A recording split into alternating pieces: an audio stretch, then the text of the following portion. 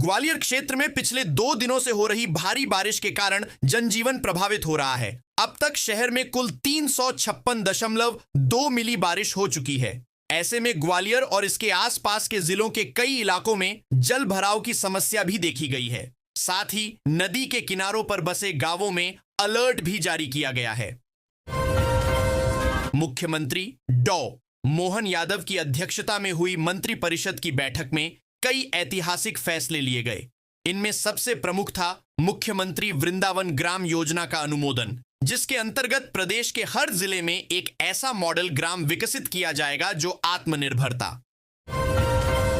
Labour bureau द्वारा जारी मई 2025 के all India consumer price index for industrial workers में 0.5 अंकों की बढ़ोतरी दर्ज की गई है। ऐसे में महंगाई भत्ते डियरनेस अलावेंस में जुलाई में 3% तक की बढ़ोतरी संभव है। जाने नेक्स्ट डीए हाइक पर अपडेट।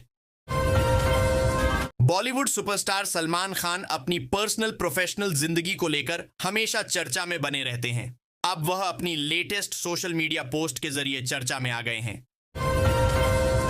सीएम डॉ मोहन यादव की पहली पसंद है एमपी बीजेपी का नया चेहरा बनने जा रहे हेमंत खंडेलवाल। चुनाव अधिकारी धर्मेंद्र प्रधान कार्यकारिणी की बैठक में करेंगे नए भाजपा प्रदेश अध्यक्ष के नाम का औपचारिक ऐलान। इंदौर देवास हाईवे पर ट्रैफिक जाम को लेकर हाई कोर्ट में चल रही जनहित याचिका अब और विवादों में घिर गई है। इस मामले पर सोशल मीडिया पर केंद्रीय मंत्रियों और विभागों को भी टैग कर नाराजगी जाहिर की जा रही है। बागेश्वर महाराज के 29वें जन्मदिन के अवसर पर धाम पर हनुमान चालीसा, सुंदरकांड पाठ, परिक्रमा और अखंड रामधुन जैसे धार्मिक अनुष्ठान हुए। शुद्ध घी से बना भंडारा प्रसाद वितरित किया गया।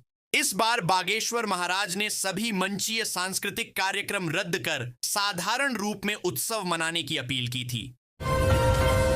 किसी व्यक्ति को हम उसकी बोलचाल के आधार पर पहचानने की कोशिश करते हैं। उसके हाव भाव और स्वभाव को देखकर ही हम उसके अच्छे और बुरे होने का अंदाजा लगते हैं। अगर व्यक्ति अच्छी तरह से बातचीत करता है तो हम उसे अच्छा, और अगर बुरी तरह से बातचीत करता है तो हमसे बुरा कह देते हैं। हालांकि बातचीत के आधार पर व्यक्ति को समझ पाना एक मुश्किल काम है। मुख्यमंत्री ने कहा, आज मैंने मेधावी बच्चों की लैपटॉप की राशि दी है। उनकी मेहनत में शिक्षकों का भी योगदान है। जो अंधकार से प्रकाश की ओर ले जाए वही गुरु होता है।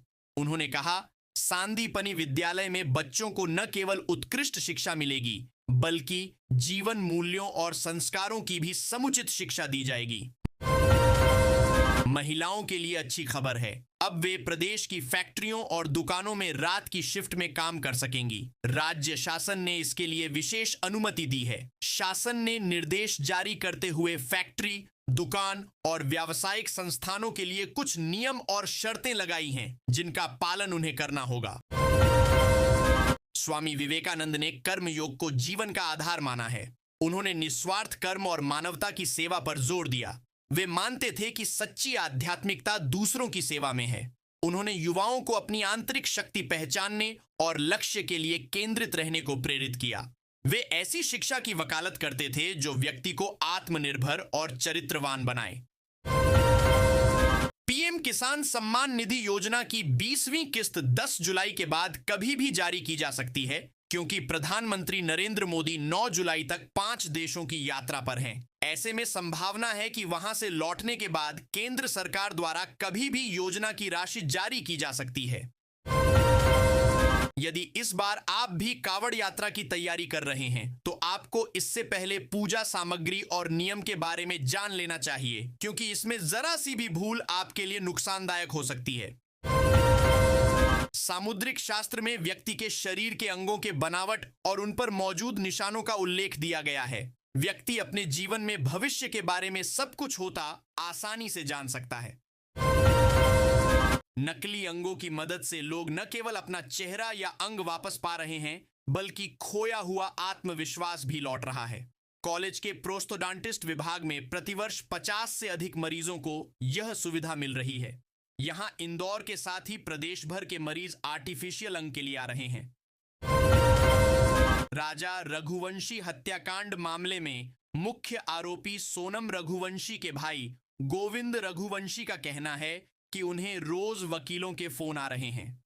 गोविंद ने कहा कि जब तक पुलिस की जांच पूरी नहीं हो जाती और वो खुद सोनम से मिल नहीं लेते, तब तक वो किसी भी वकील से बात नहीं करेंगे। सोनम और अन्य आरोपी मेघालय की जेल में हैं।